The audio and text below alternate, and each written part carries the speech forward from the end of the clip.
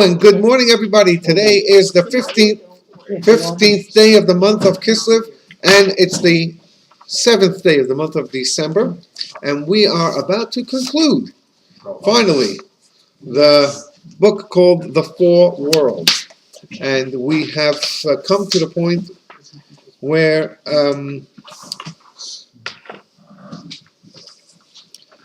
we are talking about the different types of faculties within a person, and he mentioned three of them, the three categories. He called them the transcendent faculties, faculties that transcend a specific limb, and they are everywhere equally. So we have faculties within us, expressions within us, but the first two are not really expressions within us, but they are what drives us. Those are the willpower. Will is a power that is everywhere. That will does not have a specific limb with which to express itself. Will is just, all limbs have the same will if you have a normal body. If you have other voices inside of you, then you might have other wills. But those are people who need help. But generally speaking, a will means everything. As I said last week, if you want to go to New York and your finger says, "Well, I don't want to go to New York," that's like tough. If you have a finger that's talking to you, you're in trouble. So the will encompasses or transcends, encompasses everything, and therefore transcends a specific limb. It's from the deepest part of the person. Even deeper than will is pleasure and delight. The pleasure that's within us is so personal that for what makes one person happy may not make the other person happy. In fact, may make the other person completely unhappy. Somebody mentioned before beets. Well, beets make some people very happy. It makes me very unhappy. It's just that. That's really the only food that I can't eat, and that's okay. I've managed to. I don't look underfed, do I? I managed to survive all these 50 years without beets, and that's because some people enjoy it and some people just don't, and that's pleasure. And again, you cannot say that pleasure manifests itself in specific limbs. There are no limbs for pleasure. You can't say, for example, "Oh, I went to the Bahamas and I had such a great time, but my thigh didn't have a good time. And that wasn't. That thigh didn't feel good." Then the whole thing is tinged. Then the pleasure isn't complete. Then it's not proper pleasure. So when you come back, you say it was good, but as soon as you say "but," well, all right. So then it wasn't really. That wasn't what you were looking for. That wasn't what you were really seeking. You were seeking to get away from everything, and nothing should bother you, and everything should just feel beautiful, blissful, great, pleasure, delight. But so it doesn't have a specific limb. It's everything. It transcends the limbs. That's one level of human feeling, human behavior, humankind. The next thing is the internal faculties. Internal faculties are things like brain and heart. Intellect is internal. It's something that you have for yourself, unless you choose to start speaking to yourself, which some people might have that problem. Not a problem. It's definitely not a problem. I'm very good listener to myself. I don't answer myself. Okay? Hey, talk to me after the class. I got a phone number for you to call. Anyway, talking to yourself doesn't mean like, let me count this again. 1, 2, 3. That does not talking to yourself. Talking to yourself means, what did I tell you yesterday? And you're talking to yourself. Now that's to yourself. That's a problem. I hope you don't do that. Okay. You haven't been on a golf course. Does it make you that much sugar? Everybody talks to themselves. It's usually not nice. You curse yourself out. Well, have a ball. Anyway, but Are they having fun there? Sometimes. Sometimes not. not when they're talking to themselves. Anyway, so Internal faculties means there are certain things that we have for ourselves. Intellect is for ourselves. It's for us to think, for us to produce, for us to innovate, to create within our intelligence, to see what we have, what we can further, and so on. So too is passion and characteristics, emotions that are within us. We can be very emotional. We can cry our eyes out from happiness. We can cry our eyes out from sadness. We can smile and laugh and feel great. And our hearts are soaring. That's internal. It doesn't necessarily make someone else feel that way. Although, if you let it out, then someone else looks at you, you can impact them this way as well. See, with your willpower and with your pleasure, that's you, that's internal. You can lead the other people by telling them, by talking to them, by convincing them, but the will is inside of you completely. The other things, they are emotions. They do come out. Emotions are emotional, but they're internal. They are things that impacted you, inside of you. Then there are things that we have that are called facilitative faculties. Those are to facilitate outside of us. There may be things that we want to do for ourselves, but they exist outside of our personality. So if we want to make bagels for Sunday morning, well, we want to eat bagels when we have to make them, but they're all outside of us. The bagels are outside, the oven's outside. When you take them out, they're outside until you're ready to eat them. That's all outside of you. If you want to make photocopies like Susan did, thank you very much, for this book and for our next book, which we will start in 2 weeks with God's help. Hey, you got to take the book. It's outside of you. You're going to make copies outside of you, and then it's remain outside of you. Oh, but wait a minute, I'm going to study and then take them in. Yeah, but these are things that you do outside. They're called facilitative faculties because everything is outside of the person, outside of the personality. So the faculty is action. The physical action, the hands, the feet, the walking, the movement, the creation with your fingers, with your hands, and so on and so forth. So those were the 3 degrees that he spoke about and compared them to the 3 lower worlds. There's the world of internal, and then there's the world which is completely internal within the person, but it's transcendent. Then there's the world that's internal, but it's not transcendent. It belongs to a specific limb.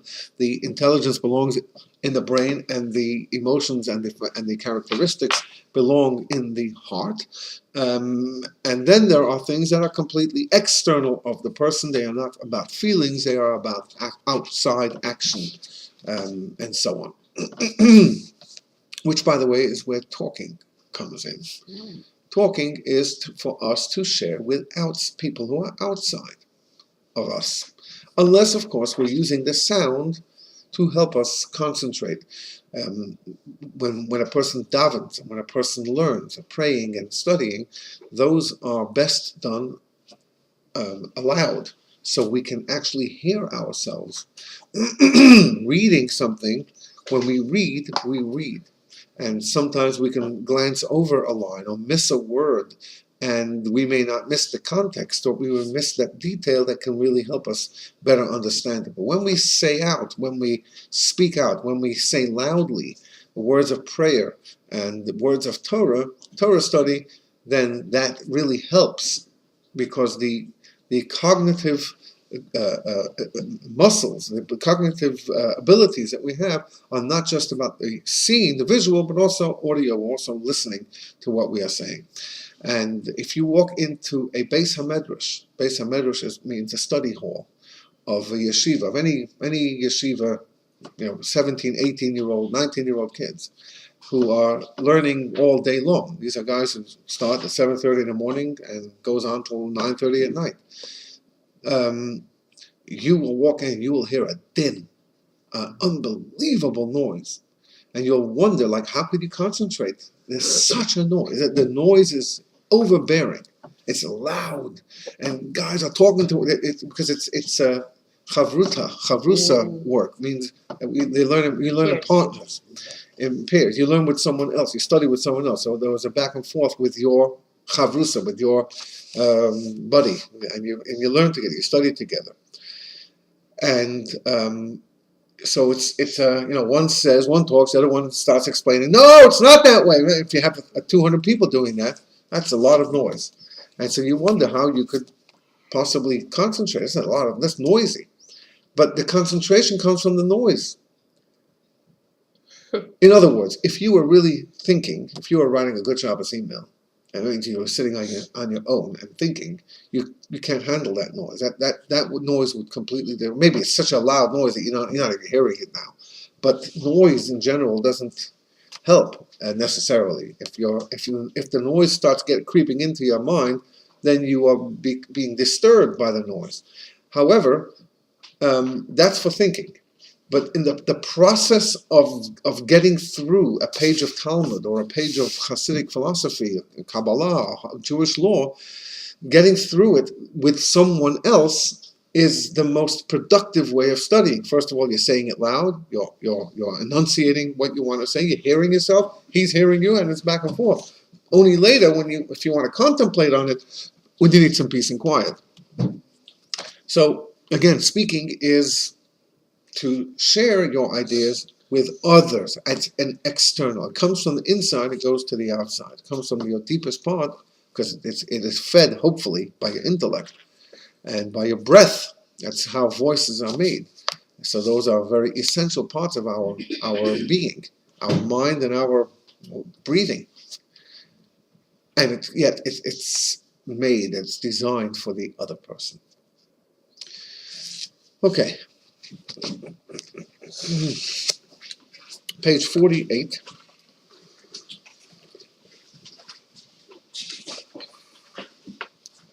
We are going to look at the second paragraph as mentioned. We actually studied this in the next paragraph last week, but we're going over it again.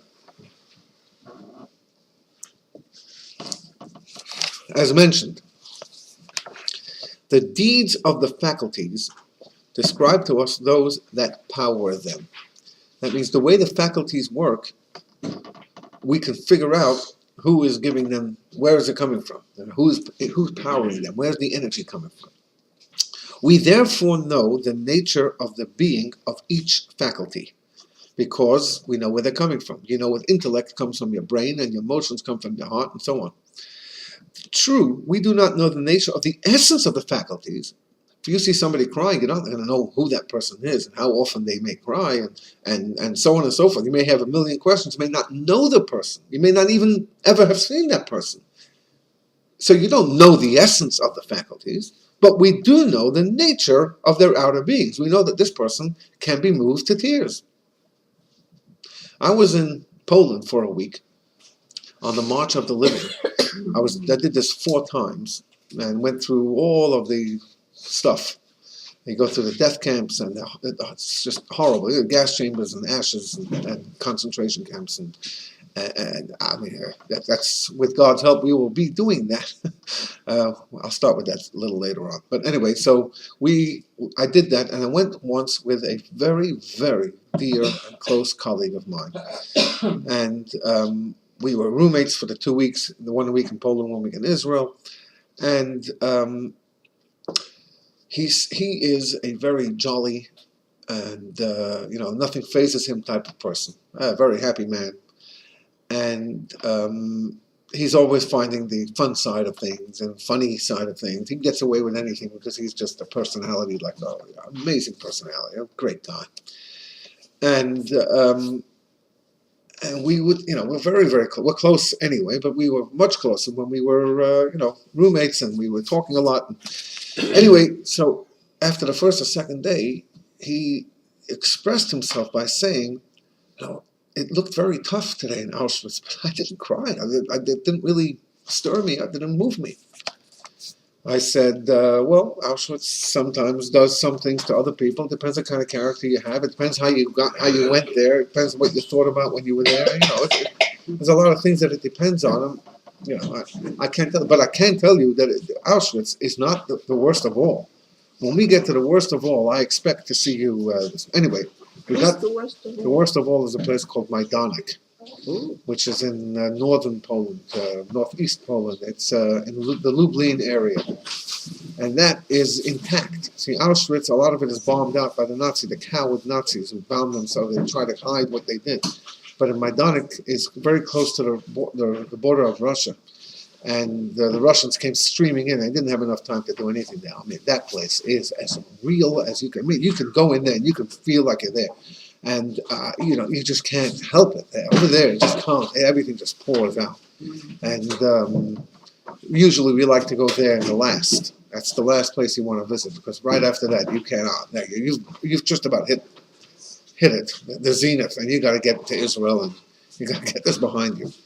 And one year we went there first, and I don't think the impact is as powerful as when you go there last, which is what our trip will do. We'll go there absolutely last. Anyway, so this after my Donic, he came to me and he said, "Whoa, that was tough."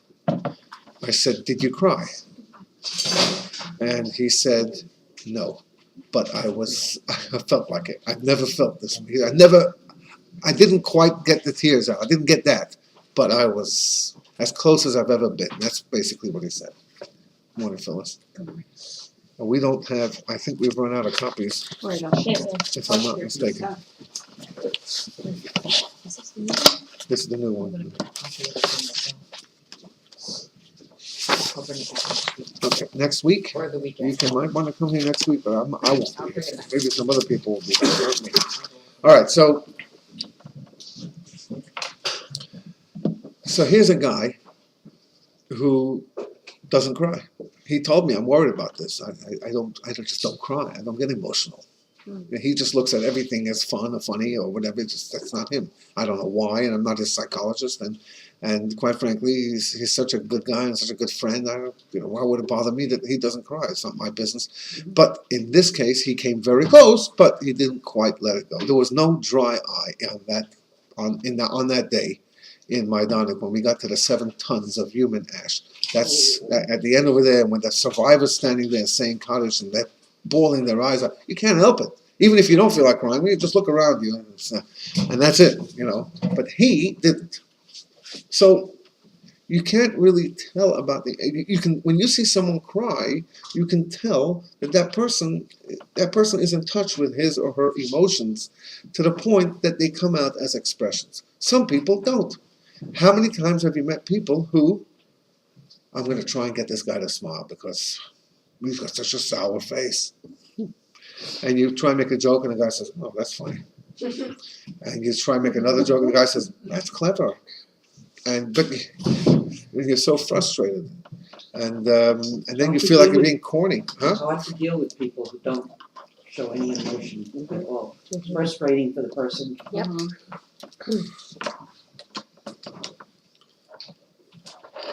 I need to tell this story in a Yizkor sermon, but I'm not going to. So I'll tell it very shortly, so I won't give all the details away. I'll save it for another opportunity.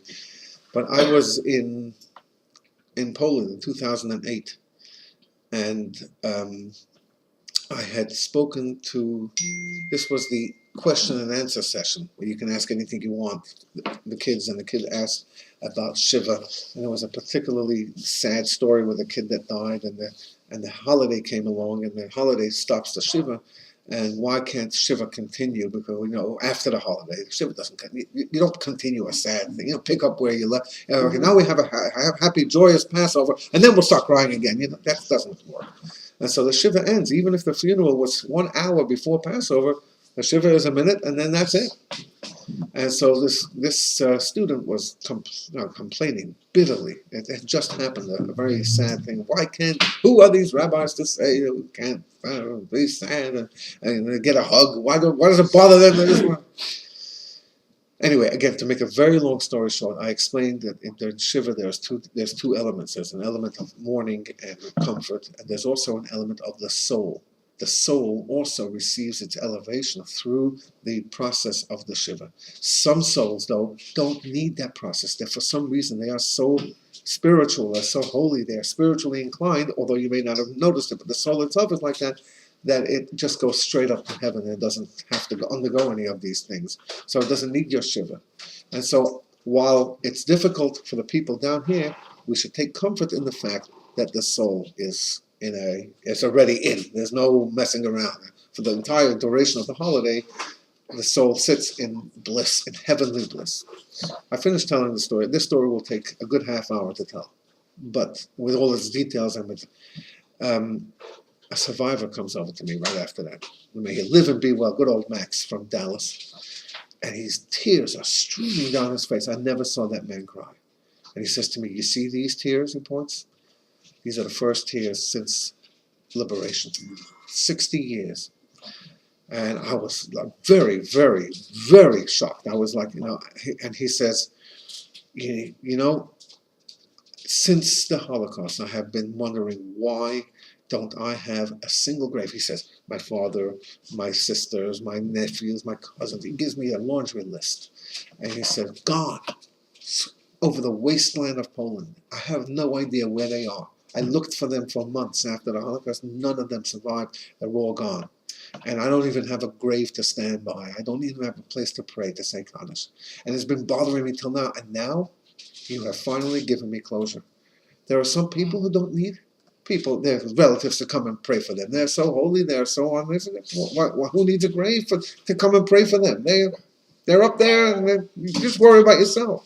Now I feel like, in other words, there are people who don't cry. Unless something really, really, really deep somehow touches them. So you can't really tell about the person. If you see them cry, though, you can tell that their emotions are not necessarily in check, and they let their emotions go out. So they smile and they laugh and they sing and they dance, or they have sour faces, or they cry all the time. They're very sensitive. Everybody, the way the world works. That's how emotions work. Yet, there's two elements here. You can look at the person and see that the person is involved, is in check. He's not in check now. They let their emotions go. And there are other, so that you can tell that usually, certainly if you see a person cry. Sometimes if you don't see a person cry, you can think, oh, that person's so cold, so unmoved. But my buddy who was with me is not cold. He's warm, and he's happy, and he makes others happy, and he loves making other people happy. He's inspiring, and he makes other people laugh and joy. He's not cold. But how would we know? By looking at him. Because he's standing in a place where every single other person is bawling their eyes out. He's, he feels close to it. He didn't get him. That's what he's saying over here. Let's go again to the beginning of the paragraph. As mentioned, the deeds of the faculties describe to us those that power them. The faculties meaning the emotions and feelings and so on. We therefore know the nature of the being of each faculty. We know what they are. True, we do not know the nature of the essence of the faculty. We don't know the person of the faculties, the person who has them and so on. But we do know the nature of their outer beings. We know that they can be joyful, or they can cry, or they can smile, or they can laugh. And since we know the nature of the faculties and beings, we must say that they are finite. For if the faculties were infinite, we would not know them, since the finite cannot grasp the infinite. So when we see this kind of thing, we know that this person is very limited. It's limited, and therefore it comes to something, and they are moved to tears, or they are moved to laughter, to joy. A clear proof of this is the following. The nature of the outer beings of the faculties, which is known to us, points to the existence of the essence of the faculties, which is finite. So in other words, when we see a person with emotions, we see a person's faculties coming out, we know that that person is finite. For the essence of the essence, in other words, the deepest part of the person, cannot be infinite while its outer being is finite. If the essence is infinite, then whatever comes out of it is also going to be infinite. Because what's to change between infinite and finite? If this idea was unending, that's the essence, then whatever comes out of the unending will also be unending, not unlimited or infinite, because that's the essence of that thing.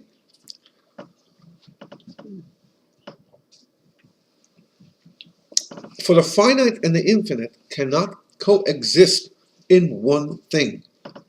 You cannot have something that's finite. You can't have this world and something in this world is lasting forever. This world is finite in every single area. And if we don't know the origin of it, we don't say, oh, it must be infinite. We say we haven't found it, I haven't discovered it yet. But there has to be some finite, some beginning, some end. There's nothing that's unending in this world. You can take everything and destroy it. Can you destroy the oceans? Well, they're not infinite. You can measure them. You know what they are. You know how big they are, and you know how far they are, how far they extend. So you might not practically be able to destroy it, but you can, in your imagination, yeah, it can.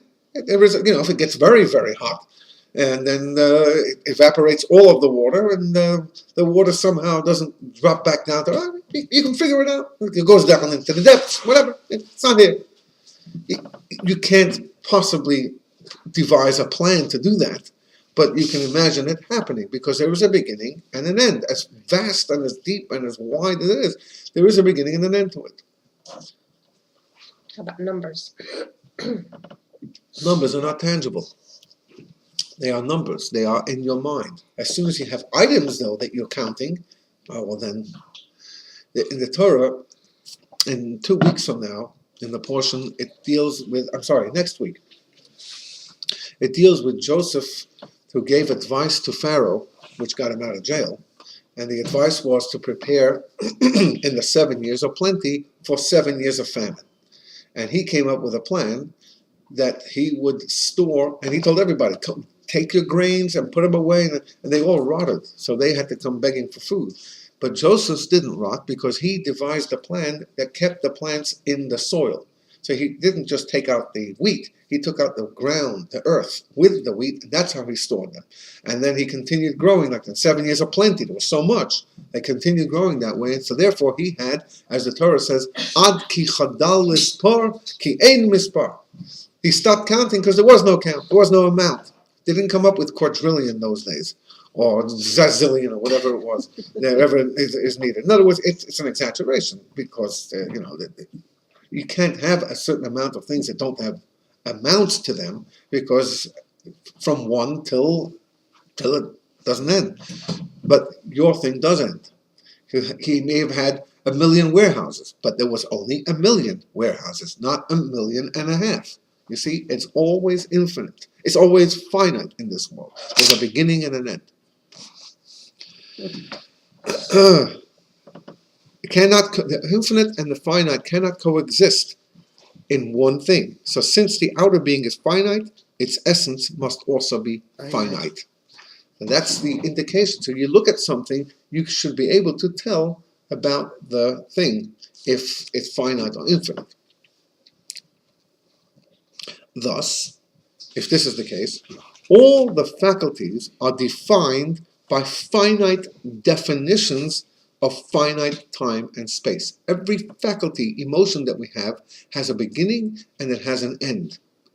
And when people are depressed for too long, if it goes on for a couple of years, then there's an issue here. There's a problem. They haven't spoken with someone, or they haven't dealt with their issues, they haven't dealt with their problems, and they haven't gotten it out, they haven't expressed it, and so on. I just saw a story yesterday. It was a Chabad rabbi who lives in India who came to Israel. That's where he and his wife were originally from. They came to Israel 2 years ago, and it was during one of these bombing times from the Gaza. And they were in the south of Israel. They were just with their kids, and they were studying something, and then they were, in an apartment, in a house. And a bomb came in, a rocket came through, and she went flying, and she came down, gone. Oh. A young mother in her 20s, 3 kids, gone. And he also was physically, he had to go through hours of surgery on his head. They thought he was brain damaged, and one of the kids still cannot use one of his fingers, and whatever. Mm-hmm. And he got married. He remarried last week, or a week and a half ago. It was exactly the day after the second anniversary of her passing, second Yortzeit. Mm-hmm. And he's not necessarily a kind of person who and he is a Chabad rabbi. He's not necessarily the kind of person who likes to talk about himself. That's not his. That's not his goal. But he gave an interview to either a magazine or a newspaper or a television. I don't know which one. I don't remember which one. It was one of them that I read. I read it in a magazine, in an Israeli Hebrew magazine. And he gave the interview, and what he said was, I went through a very difficult period here. You can imagine. I lost the love of my life. I lost my wife. Just like that. Finished. And at one point I said to myself, it's not just like that I have children that I'm responsible to. I can give my children to my parents, and I can wallow in my misery that way. But there's more to life. There has to be more to life. I don't know what God wants from me, but I know that He doesn't want me lying in bed. And if I don't get out of this, I am useless. I'm a useless being. What's the point of living? What's the point of being here? I've got this. Life has to continue. Life has to move on. And I don't understand God's plan. I don't understand how God runs this world. I'm not the only one. Won't be the first. Won't be the last. But one thing I do know. I know that there is life after this, and I've got to come out of this. He didn't do it by himself. He took his time, and he did it right. And then somebody called him, a friend of his, a buddy of his called him, I know this girl. She was a single woman, and she married. Anyway, the magazine said, so this is the story. In this magazine it says that a woman called him, and she had lost her son in one of these terrorist things 4 or 5 years ago. And she said, I have been unable to function. But if this guy can do that after what he did, that means I can do. He said the only reason I'm giving this interview is because probably other people can benefit from what I'm going to say. Well, almost immediately this woman said, that's what I needed to hear. I needed some boost. In other words, when we allow our emotions to a dead end, like to a non-ending depression or sadness or a non-ending, I don't care what's going on, then eventually that leads into people being unproductive. That's not a proper, healthy human being. A healthy human being requires time to heal. Like everything in ourselves, either externally or internally, requires time to heal. And after that time, it should be healed. So when a person cuts his hand, God forbid, and he's got to go through surgery, and it's got to be a few weeks wrapped up in bandages. So for a few weeks, he needs to be convalescing. He needs to leave that arm alone, and has to allow the process, the time to heal. But after that, the person cannot say, I don't want to pick up a tool anymore because I might hurt myself, or I don't want to get into a car again because I may have another accident. These are in the human psyche, they are terribly restricting, and eventually they turn us into people that we're not who we are. We're unhealthy. We're stuck in the illness and not in the healing part of the illness. There's such a thin line between giving up and just dwelling in a nothing life, or go on. Just have that faith and go on. And you have to choose. You have to work. And the thin line, though, is like night and day. Right. Between night and day is also a thin line. Right. And between cutting your tendon to God forbid, doing worse, there's also a very thin line. That's how these things work. That's right.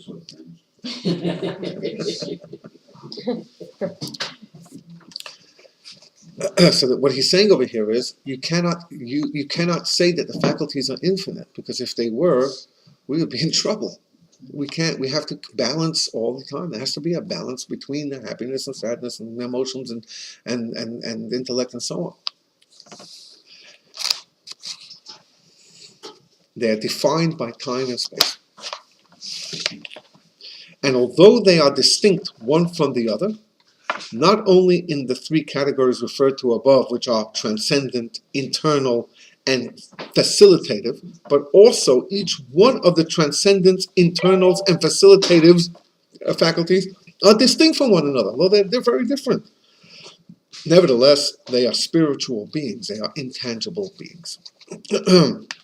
Now, although the faculties are spiritual beings and we are physical beings, nevertheless, we perceive the faculties and understand the nature of their beings. We, being infinite people, continue to understand and appreciate the faculties that are intangible. The feelings and the will and the pleasure, which we can't touch intellect, yet we understand them, we grasp them. That is, not only do we understand them intellectually, we sense them. We perceptibly sense the distinction between the definition of physical space and spiritual space. We can feel that, we can know it. We can know where our physicality starts and where our spirituality finishes, where our mind begins and ends, well, maybe not begins, but where it ends, and where our actions begin after that, which means from our spiritual faculties or intangible faculties to our physical, our tangible realities.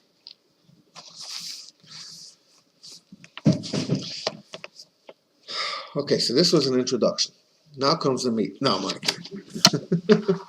After this introduction, you should study the explanation of the matter in the first two chapters of the explanation on the verse Sos Asis in the Likutei Torah, Parshat Nitzavim.